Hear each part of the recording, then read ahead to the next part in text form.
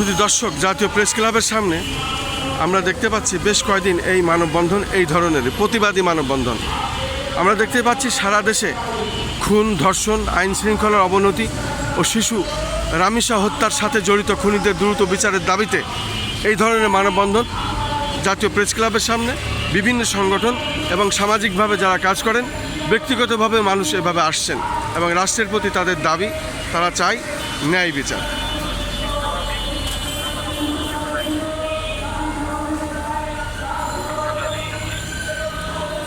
আসলে দেশের মানুষ স্তম্ভিত হয়ে গেছে। সারা দেশে খুন, ধর্ষণ, আইন শৃঙ্খলার চরম অবনতি, যা আসলে কল্পনাতীত। হঠাৎ এই ধরনের খুন খারাপি বেড়ে যাওয়ার পিছনে রহস্য কী, এটি রাষ্ট্রকেই খুঁজে বের করতে হবে এবং সেই অপেক্ষায় আমরা আছি।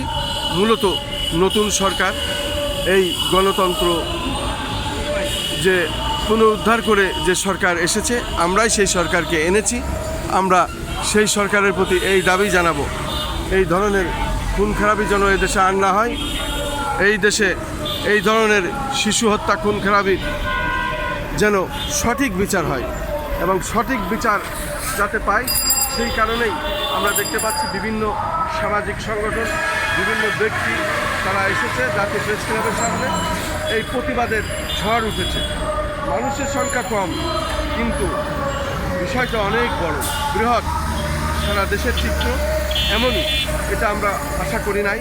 বিশেষ করে এই গণতান্ত্রিক সরকারের কাছে আমরা ন্যায় বিচারের প্রত্যাশায় জাতীয় প্রেস ক্লাবের সামনে এই ধরনের ঘটনা আমরা দেখতে পাচ্ছি। ধারাবাহিকভাবে মানুষ আছে, তারা শুধু ন্যায় বিচার চায়।